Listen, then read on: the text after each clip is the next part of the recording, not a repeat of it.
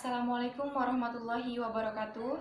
Selamat pagi dan salam sejahtera untuk kita semua. Hari ini Rabu tanggal 6 Mei tahun 2020 akan dilaksanakan ujian sidang studi kasus dengan judul Asuhan Kebidanan Komprehensif pada Nyonya R, Puskesmas Kecamatan Matraman, Jakarta Timur tahun 2020. Sebelumnya perkenalkan, nama saya Ria Madona Safitri. Dalam kesempatan kali ini saya ucapkan terima kasih kepada penguji pertama dan penguji kedua yang telah mempersilahkan saya untuk presentasi. Dalam presentasi kali ini saya akan membahas 4 poin utama. Yang pertama, alasan saya memilih judul ini meliputi latar belakang, tujuan ruang lingkup, dan tempat pengambilan studi kasus. Yang keempat, tinjauan kasus. Kemudian yang keempat adalah pembahasan tentang hasil studi kasus dengan membandingkan dengan teori yang ada pada bab 2. Baiklah, langsung saja kita akan membahas poin yang pertama. Memasuki poin yang pertama, yaitu asuhan kebidanan komprehensif pada Nyonya R di Puskesmas Kecamatan Matraman, Jakarta Timur tahun 2020. Alasan saya mengambil judul ini karena asuhan komprehensif adalah asuhan yang diberikan oleh bidan secara berkesinambungan, mulai dari ibu hamil,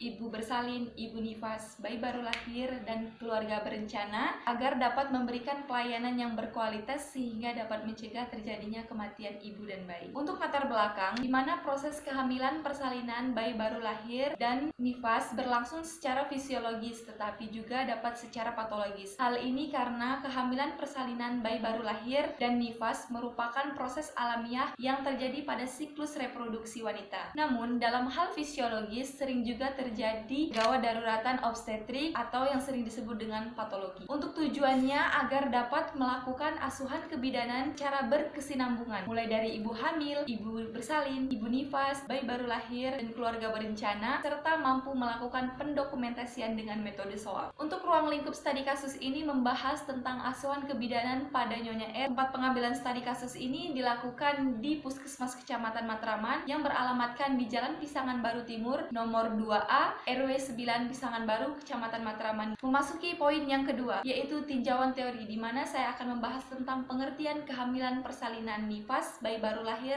dan KB. Kehamilan, fertilisasi atau penyatuan dari spermatozoa dan ovum dilanjutkan dengan implantasi. Bila dihitung dari fertilisasi sampai dengan lahirnya bayi, kehamilan normal akan berlangsung dalam waktu 40 minggu atau 10 bulan atau 9 bulan menurut kalender internasional menurut Prawiharjo tahun 2016. Untuk persalinan sendiri itu adalah proses keluarnya bayi, plasenta, dan selaput ketuban dari uterus ibu. Persalinan dianggap normal apabila usia kehamilannya aterem atau di atas 37 minggu tanpa disertai penulis menurut Dewi tahun 2015. Nah, untuk nifas sendiri, masa nifas atau purpurium dimulai sejak 1 jam setelah lahirnya plasenta sampai dengan 6 minggu atau 42 hari setelah itu menurut Prawiharjo tahun 2016. Nah, untuk bayi baru lahir, newborn atau neonatus adalah bayi yang baru dilahirkan sampai dengan usia 4 minggu atau 28 hari menurut Murdiana tahun 2017. Nah, KB adalah upaya mengatur kelahiran anak, jarak dan usia ideal melahirkan, mengatur kehamilan melalui promosi, perlindungan, dan bantuan sesuai dengan hak-hak reproduksi untuk mewujudkan keluarga kualitas menurut Badan Pusat Statistik tahun 2017. Selanjutnya memasuki poin yang ketiga, yaitu tinjauan kasus. Sebelum membahas asuhan kebidanan komprehensif pada ibu hamil, kita ketahui dulu untuk identitas pasien. Di sini identitas pasien bernama Nyonya Rahmala dengan umur 29 tahun yang beralamatkan rumah di Gang Kramat Asem nomor 31 RT 17 RW 10 Matraman, Jakarta Timur. Oke, di sini kita akan langsung membahas asuhan kebidanan komprehensif pada ibu hamil. Nyonya R mendapatkan HPHT tanggal 9 Juni tahun 2019 dengan taksiran persalinan tanggal 16 Maret tahun 2020. ANC pertama dilakukan pada tanggal 24 Februari tahun 2020 pukul 11 waktu Indonesia bagian Barat dengan usia kehamilan 37 minggu.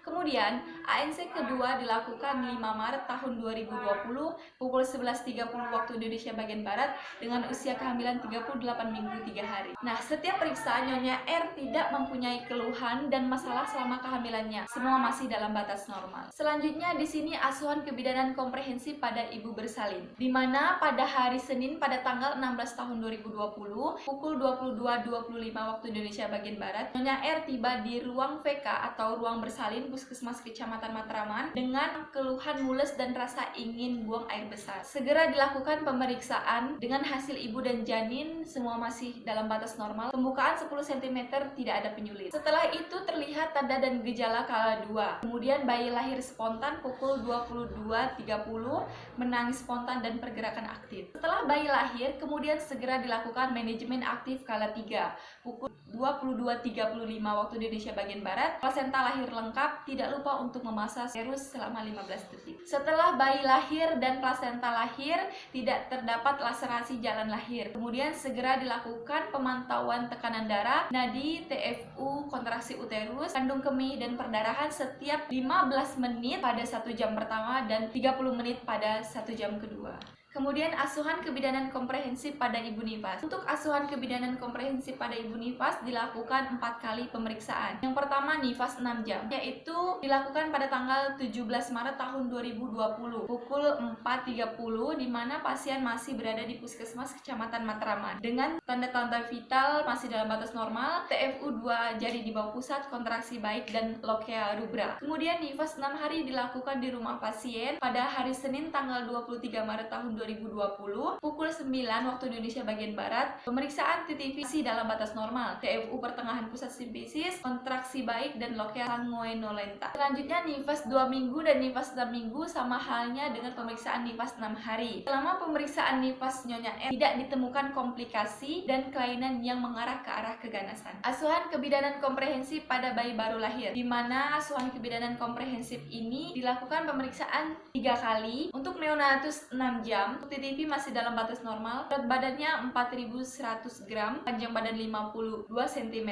Refleks positif, pemeriksaan fisik, tidak ada kelainan jenis kelamin laki-laki dan belum ada pengeluaran. Untuk neonatus 3 hari dilakukan pemeriksaan di rumah pasien pada tanggal 19 Maret tahun 2020 dengan TTV masih dalam batas normal, berat badan bertambah menjadi 4.250 gram. Kemudian tali pusat sudah mulai mengering. Neonatus 8 hari, berat badan dan panjang badan mengalami peningkatan. Kemudian keadaan bayi masih ASI eksklusif. Selanjutnya asuhan kebidanan komprehensif pada keluarga berencana, di mana pasien menggunakan KB suntik 3 bulan dan telah dilakukan di Puskesmas Kecamatan Matraman pada tanggal 28 April tahun 2020. Selanjutnya di sini akan memasuki poin yang terakhir, yaitu pembahasan dengan membandingkan hasil penelitian dengan teori yang ada pada bab 2. Untuk kehamilan, sebelum kontak dengan penulis, Nyonya R melakukan pemeriksaan ANC sebanyak 5 kali, yaitu 2 kali pada trimester pertama, 2 kali pada trimester kedua, dan 1 kali pada trimester ketiga. Dalam hal ini menunjukkan bahwa Nyonya R peduli akan kehamilan dan kesehatannya. Dalam teori dikatakan pemeriksaan kehamilan sedikitnya harus dilakukan 4 kali selama hamil, yaitu 1 kali pada trimester pertama, 1 kali pada trimester kedua, dan 2 kali pada trimester ketiga. Menurut sumber buku Pintar Kebidanan dan Keperawatan tahun 2018 halaman 49. Untuk persalinan, Nyonya R memberitahu penulis bahwa ibu sudah merasakan mules yang teratur sejak maghrib. Menurut teori Krisdiana dan kawan-kawan tahun 2018, salah satu tanda persalinan adalah adanya his yang bersifat teratur. Nyonya R pemeriksaan masa nifas 4 kali. Menurut BPS tahun 2017,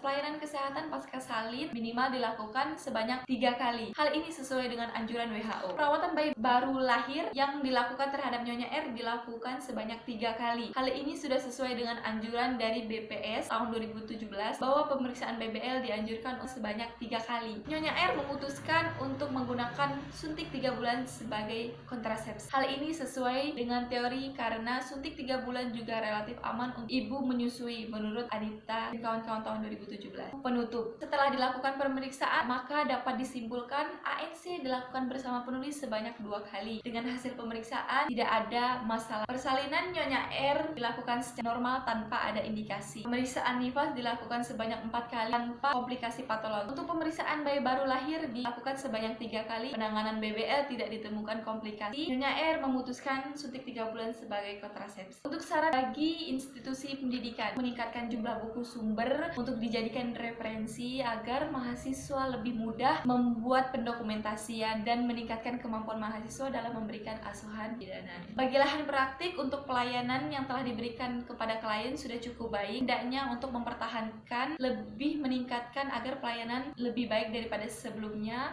dan tetap mengikuti asuhan kebidanan yang berlaku sesuai dengan perkembangan ilmu, pengetahuan, dan teknologi kesehatan. Bagi mahasiswa, diharapkan penulis dapat berkomunikasi lebih aktif agar asuhan dapat diterima oleh klien, dapat meningkatkan pengetahuan dan keterampilan dalam rangka pengembangan diri serta menerapkan ilmu yang didapat, terutama dalam memberikan asuhan kebidanan komprehensif sehingga diharapkan dapat mengurangi kesenjangan antara teori dan praktik. Terima kasih, itulah presentasi dari saya akhiri. Wassalamualaikum warahmatullahi wabarakatuh.